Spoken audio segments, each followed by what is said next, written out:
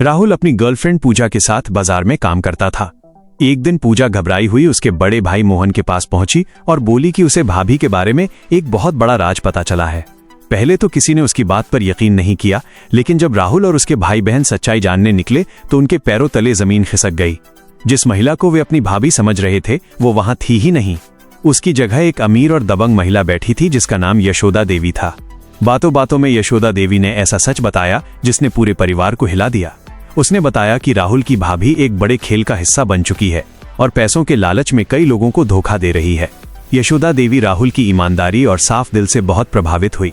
उसने राहुल के खरीदे हुए बाजार के 4 स्टॉल किराए पर लेने का प्रस्ताव रखा और बदले में मोटी रकम देने की बात कही। राहुल ने भी इंसानियत दिखाते हुए एक स्टॉल अपने दूसरे भाई और भाभी के लिए छोड़ दिया और बाकी स्टॉल किराए पर दे दिए। उसकी इस नेकदिली से खुश होकर यशोदा देवी ने परिवार की मदद भी की। घर लौटकर राहुल ने पूरी बात अपने पिता और परिवार को बताई। सब लोग हैरान थे, लेकिन सबसे ज्यादा झटका बड़े भाई मोहन को लगने वाला था। जब उसे घर बुलाकर सारी बात बताई गई तो उसने एक शब्द भी मानने से इनकार कर दिया। उसे पूरा विश्वास था कि उसकी पत्नी कभी उसे धोखा नहीं दे सकती। मोहन बार बार कहता रहा कि उसकी पत्नी उससे बहुत प्यार करती है और परिवार वाले बेवजह उस पर शक कर रहे हैं।